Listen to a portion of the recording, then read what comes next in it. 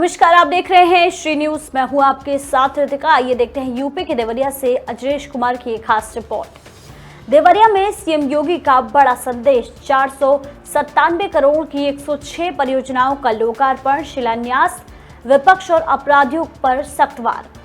देवरिया के बराव में आयोजित विशाल जनसभा को संबोधित करते हुए मुख्यमंत्री योगी आदित्यनाथ ने 457 करोड़ की लागत से 106 विकास परियोजनाओं का लोकार्पण एवं शिलान्यास किया। इस दौरान उन्होंने अयोध्या प्रकरण पर एसआईटी जांच का जिक्र करते हुए कहा कि सरकार दूध का दूध, पानी का पानी करके रहेगी और सनातन आस्था के साथ किसी प्रकार का खिलवाड़ बर्दाश्त नहीं किया जाएगा। मुख्यमंत्री ने विपक्ष पर निशाना साधते हुए कहा कि कुछ लोग अयोध्या को बदनाम करने का प्रयास कर रहे हैं। वहीं मुहर्रम और कानून व्यवस्था का उल्लेख करते हुए उन्होंने कहा कि प्रदेश में अब गुंडागर्दी और अराजकता के लिए कोई जगह नहीं है। उन्होंने कहा कि अपराध करने वालों को इसकी भारी कीमत चुकानी पड़ेगी। सीएम ने डबल इंजन सरकार की उपलब्धियां गिनाते हुए विकास और सुशासन को प्रदेश की प्राथमिकता बताया। विकास की गंगा 456 करोड़ की विविध विकास परियोजनाओं का लोकार्पण एवं शिलान्यास कार्यक्रम का मंगलमय एक बार पुनः जनपद देवरिया वासियों की तरफ से आपके मंगलमय शुभागमन और विकास की गंगा बहाने के लिए हृदय तल से यहाँ के कण कण से आपका बहुत बहुत आभार। बाबा महेंद्रनाथ और पावन संध्या सरयू की धाराएं आपको यशस्वी करे, दीर्घजीवी करे, चिरंजीवी रहे। सर्वशक्तिमान ईश्वर आपको स्वस्थ, सबल और चिरायु। जनपद देवरिया श्री अरविंद तिवारी जी, श्री शंकर ग्राम पकड़ी तिवारी, श्री अखिलेश कुमार सिंह जी, चंद्रपली सिंह जी, आप सीएम युवा के तहत 5 लाख वॉशिंग सेंटर कार्य हेतु, श्री नरेंद्र कुमार मदेसिया जी, पुत्र प्रेमचंद्र जी, थाना रुद्रपुर, श्रीमती मंजू मिश्रा जी, सोंदा, थाना देवरिया, जनपद देवरिया, सीएम सूर्यघर मुफ्त बिजली के तहत बिजली के बिल से राहत, यूपी नेडा देवरिया के सौजन्य से। आप लोग जोरदार तालियां बजाकर इस विहंगम दृश्य का सम्मान करें। माननीय मुख्यमंत्री जी की दृष्टि समाज के अंतिम पौधान पर खड़े व्यक्ति तक जाई, यह बहुत बड़ी बात है। खाद्य एवं रसद विभाग, स्वास्थ्य विभाग की तरफ थाना मदनपुर, आप फार्मरिस्ट्री कृषि विभाग के सौजन्य से ये बहुत बड़ा सहयोग, उत्तर प्रदेश सरकार के सौजन्य से, पूज्य महाराज जी के सौजन्य से एक बार पुनः सभी लाभार्थियों को बहुत बहुत बधाई। पूज्य महाराज जी का बहुत बहुत आभार। मैं बड़े आदर के साथ आमंत्रित करूंगा दादाजी कि आप अपने शब्दों में माननीय मुख्यमंत्री जी का स्वागत वंदन करने की कृपा करें।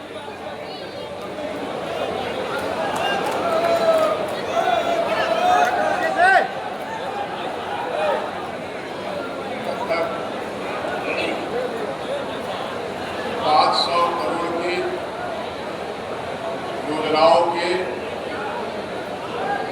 लोकार्पण देवरिया के लोगों ने साथ की सातों सीटें मोदी जी और योगी जी के चरणों में डाल दी। उनके देवरिया के लोगों के प्रति उनका एक अलग लगाव होता है। बहुत से क्षेत्रों में आप सबका वंदन है। मुख्यमंत्री पूरे प्रदेश के होंगे, लेकिन हमारे लिए हमारे महंत जी हैं, हमारे योगी जी हैं, हमारे परिवार के हैं। इसलिए मैं आपसे की सरकार को कौन नहीं जानता।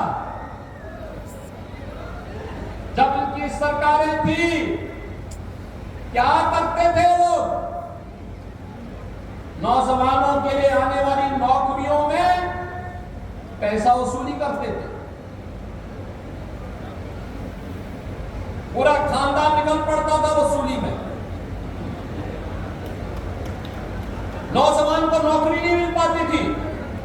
आज तो आपने देखा होगा आरक्षी भर्ती में हमारे देवरिया के भी भारी संख्या में सैकड़ों नौजवान देवरिया के भी भर्ती में। जब नियुक्ति पत्र में बांटता हूं, पूछता हूं कहां से, वो कहता है रुद्रपुर से, वो कहता है बरहस से, वो कहता है देवरिया से, वो कहता है गौरी बाजार से, वो कहता है पत्थर देवा या रामपुर कारखाना, सलेमपुर। हमें लगता है देखो, अगर डबल इंजन की बीजेपी की सरकार नहीं होती तो नौजवान नौकरी से, सरकारी नौकरी से वंचित हो गए। ये नौकरी आपका अधिकार है और आपने अधिकार इसलिए प्राप्त किया क्योंकि आपने वोट सही जगह डाला है, आपके परिवार के लोगों ने सही जगह वोट डाला है, इसलिए ये नौकरी भी आपको प्राप्त हो पा रही है। ये तो समाजवादी पार्टी की सरकार होती तो क्या आपको नौकरी मिल पाती? नहीं, चाचा भतीजे की जोड़ी वसूली करके सबकी नौकरी को पूरी तरह रोक चुकी होती, नीलाम कर चुकी होती, पैसा भी निकल गए होते, नौकरी भी नहीं मिलती। जो व्यक्ति योग्य नहीं था उसी को आयोग का अध्यक्ष बना दिया था। ये तो इनके काले कारनामे थे और यही इन्होंने जिंदगी भर किया। ये पूर्वांचल एक्सप्रेस वे जो आज पूर्वी उत्तर प्रदेश की दूरी को बहुत कम कर रहा है, बहुत कम कर रहा है। कल मैं देख रहा था, कल मैं संत कबीर नगर और खजनी विधानसभा के बीच, धनकट और खजनी विधानसभा के बीच ऐसे ही एक कार्यक्रम में गया था और वहां पर मैं देख रहा था पूर्वांचल एक्सप्रेसवे की कनेक्टिविटी ने लोगों के जीवन में कैसे परिवर्तन किया है। बहनों और भाइयों, ये पूर्वांचल एक्सप्रेसवे समाजवादी पार्टी ने इसका टेंडर कर दिया था 2016 में। ध्यान से सुनिए, टेंडर किया था इन्होंने 110 मीटर चौड़ा, 340 किलोमीटर लंबा। इसकी लागत इन्होंने तय की थी 15,800 करोड़ रुपए में। 15,000 करोड़ रुपए से ऊपर की लागत इनके समय में आ रही थी।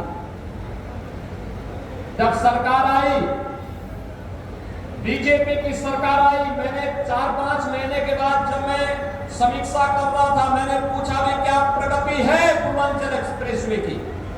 मुझे बताया गया कि जीरो। मैंने कहा जीरो क्यों? कहा साहब जमीन ही नहीं है। मैंने कहा जमीन नहीं तो टेंडर कैसे हो गया? फिर मैंने पूछा ये बताओ कि जमीन के लिए क्या कर रहे हो? कोई कुछ भी, कोई भी हरकत नहीं। हमने कैंसिल किया। मैंने कहा पहले जमीन लो। जमीन लेने के साथ पहले अलॉटमेंट फिर से बनाया गया, ठीक 341 किलोमीटर लंबा।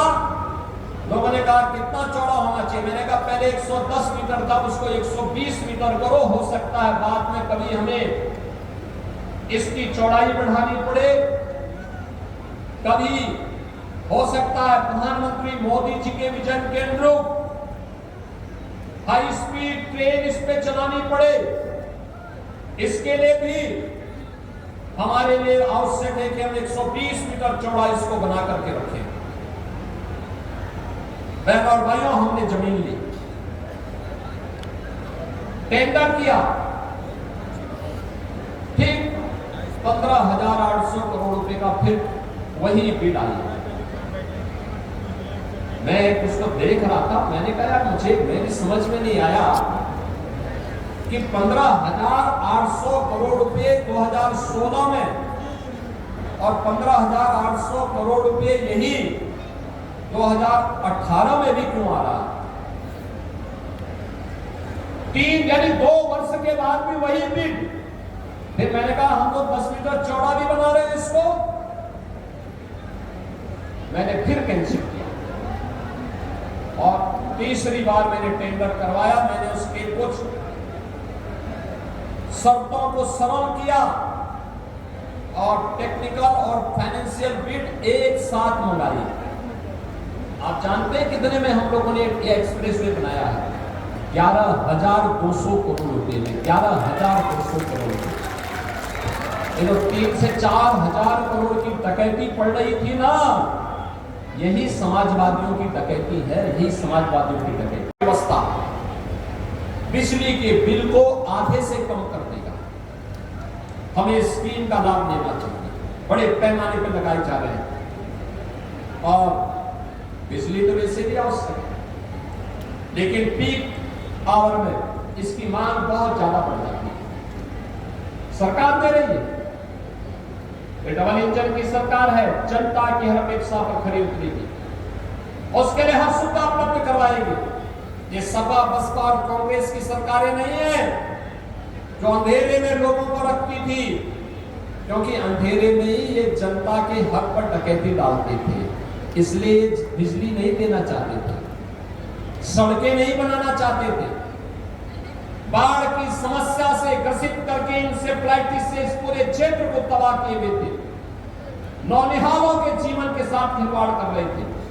मैं भी आ रहा था, मंच पर आने के पहले मुझे 2 बच्चों का अन्नप्राशन करने का अवसर प्राप्त हुआ, 6 महीने के बच्चे, लेकिन जब वो मेरे पास आए रो नहीं रहे थे, हंस रहे थे। उनके परिवार के लोग भौचक थे कि देखे मुझे पहली बार वो देख रहे हैं लेकिन हंस रहे हैं।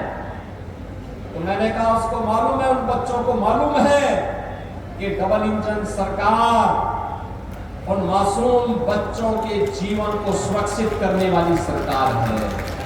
नहीं तो बहनों और भाइयों, इंसेफ्लाइटिस की कहर इस पूर्वी उत्तर प्रदेश के अंदर कैसे उन मासूम बच्चों को निकल जाती थी।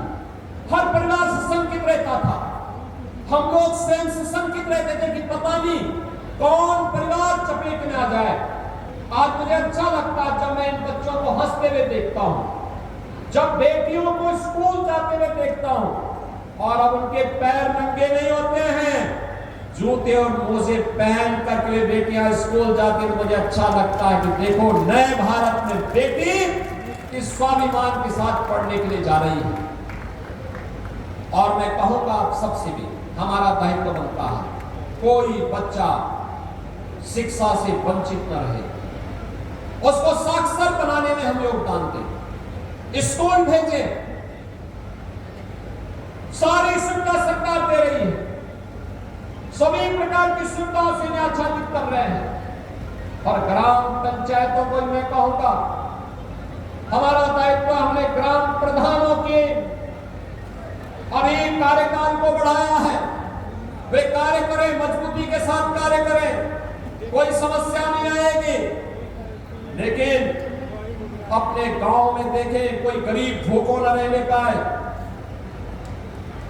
कोई निराश्रित महिला पेंशन के भाव में न रहने पाए, किसी निराश्रित के घर में राशन नहीं पहुंच रहा है, हम उसके घर में राशन पहुंचाने की व्यवस्था करें। सरकार की सुविधा है, आप उस तक पहुंचाइए। किसी परिवार को देखभाल करने वाला कोई नहीं, तो आप उस तक उस सुविधा पहुंचाइए। आपको हमने अधिकार दे रखा है, अगर किसी निराश्रित की दुर्भाग्य से बीमार हो जाता है, उसकी सहायता करने के लिए आपके पास धनराशि उपलब्ध करवाइए। पैसा कम पड़ता है, हमारे विधायकों के पास जाइए, सांसदों के पास जाइए, वे जो भी रिकमेंडेशन करेंगे पैसा हम उपलब्ध करवाएंगे, पैसे की कमी नहीं पड़ने वाली है। लेकिन कोई व्यक्ति अभाव में न रहने पाए, उसको सुविधा संपन्न करिए। ये पुण्य का कार्य भी है और हमारा राष्ट्रीय दायित्व भी है। अपने इस राष्ट्रीय दायित्व का निर्वहन करने के लिए हम सबको प्राणपण से मिलकर के आगे कार्य करना होगा। और आज इसीलिए मैं आप सबके बीच में आया हूं, आपसे कहने के लिए ये काम इसलिए हो पा रहे हैं बहनों और भाइयों, क्योंकि आपने अच्छे विधायक चुने हैं। यहां पे श्री शाखा मिश्रा जी को, दीपक मिश्रा जी को आपने बरहत से चुना है, और रुद्रपुर में श्री जयप्रकाश निषाद जी को आपने चुना है। और देवरिया के लोगों का तो मैं विशेष रूप से अभिनंदन करूंगा, विशेष रूप से अभिनंदन करूंगा देवरिया वासियों का, कि देवरिया में 7 विधानसभा देवरिया जनपद ने भारतीय जनता पार्टी को जिता करके भेजा। यहां पे 2 सांसद श्री शशांक त्रिपाठी जी और कमलेश पासवान जी, ये दोनों जीत करके गए हैं। जब एक विचारधारा के विधायक सांसद सरकारें होती हैं, तो विकास को आने से कोई रोक नहीं सकता है। और बहनों और भाइयों, वही विकास आपके द्वार लेकर के आज हम सब आपके बीच इन दोनों विधानसभाओं की विकास की परियोजनाओं को लेकर के आए हैं। मैं इन सभी विकास की परियोजनाओं के लिए, जिनकी संख्या लगभग 456 करोड़ रुपए की है, 106 परियोजनाएं हैं, इन सभी परियोजनाओं के लिए इन दोनों विधानसभाओं को हृदय से यहाँ की जनता जनार्दन को बधाई देता हूँ। दोनों जनप्रतिनिधियों और सांसद जी को मैं हृदय से धन्यवाद देता हूँ। आप सभी के प्रति, मंचस्थ सभी जनप्रतिनिधियों के प्रति अपनी शुभकामनाएं देता हूँ कि विरासत और विकास का ये अद्भुत समन्वय निरंतर आगे बढ़ते रहना चाहिए। इस विश्वास के साथ आप सबके प्रति मेरी मंगलमय शुभकामनाएं हैं। आप सब विकास और विरासत को इसी प्रकार से अपना संरक्षण प्रदान करते रहे। इस विश्वास के साथ अपनी वाणी को देता हूं विराम। जय जय श्री राम, जय श्री राम। मंत्री है तो कामेश्वर सिंह जी किसान मोर्चा के प्रदेश अध्यक्ष थे। अब कल से वह भारतीय जनता पार्टी के प्रदेश के उपाध्यक्ष हो गए। मैं इस अवसर पर उनको बधाई देता हूं। बंधु उपेंद्र सिंह भी लगे रहते हैं किसान मोर्चा के कार्यक्रमों में, लगातार खेती बाड़ी कैसे करना है। और बहनों और भाइयों, जब आम जन जागरूक होता है तो फिर विकास आने से कोई रोक नहीं सकता, कोई रोक नहीं सकता। याद करिए, जन आस्था को सम्मान प्राप्त हो, जन आस्था के साथ खिलवाड़ न हो। मैंने कहा भी था, मैं 19 जून को अयोध्या के दौरे पे था। मैंने तब भी कहा था, अयोध्या हम सबकी आस्था की प्रतीक है, भारत के सनातन धर्म की आस्था की प्रतीक है। अयोध्या पर आक्षेप मत करो। प्रभु श्री राम की मर्यादा का पालन करना सीखो। और अयोध्या के बारे में जो कतिपय समाचार मिल रहे थे, हमने कहा था एसआईटी गठित की गई है।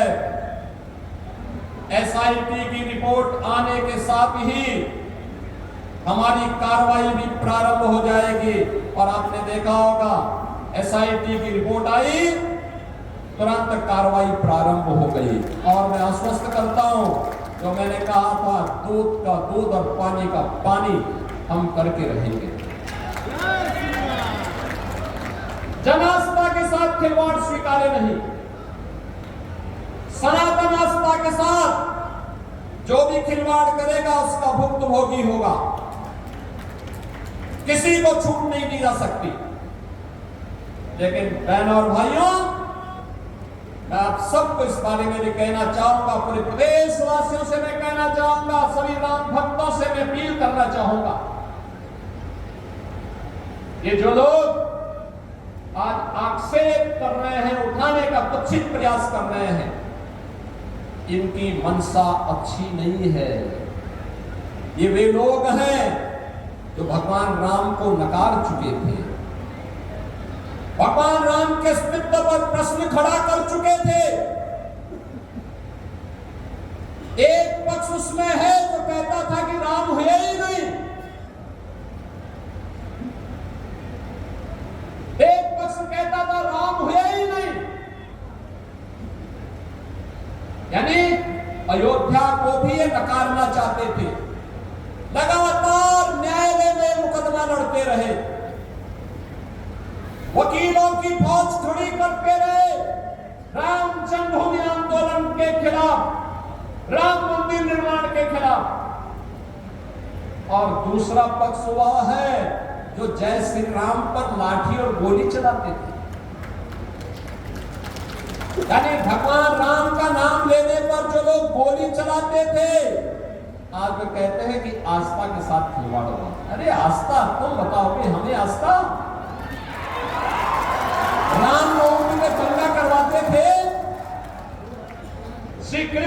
ब्रह्मोत्सव को बैन करते थे, कावड़ यात्रा को नहीं निकलने देते थे, दुर्गा पूजा में दंगा करवाते थे। लार का दंगा तो सबको याद है ही। बहन और भाइयों, ये लोग कहते हैं आस्था के साथ खिलवाड़ हुआ। इनके काले कारनामों का चिट्ठा जब खुलता है, याद करिए कांग्रेस ने देश को लूटा ही नहीं था, नोचा था। बेईमानी और भ्रष्टाचार के कीर्तिमान स्थापित किए थे। बेईमानी और भ्रष्टाचार के जो कीर्तिमान स्थापित किए थे, वे आज अयोध्या पे आक्षेप लगा रहे हैं। बहनों और भाइयों, ये स्वीकार्य नहीं।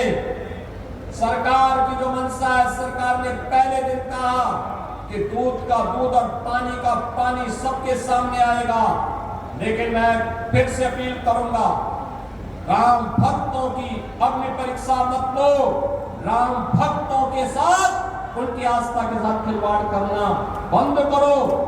अगर तथ्य नहीं है, पुष्ट प्रमाण नहीं है, तो आरोप प्रत्यारोप बंद करो, और प्रमाण है तो एसआईटी को सबूत सहित प्रमाण प्रस्तुत करो।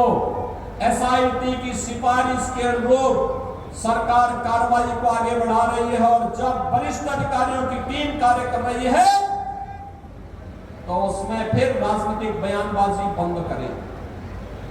निवेश आ रहा है, गोरखपुर में निवेश आ रहे हैं, कुशीनगर में निवेश आ रहे हैं, उद्यम लग रहे हैं, हमारे नौजवानों को नौकरी लग रही है, रोजगार मिल रहा है। जो नौजवान पहले प्लान करता था नौकरी के लिए, कोलकाता जाता था,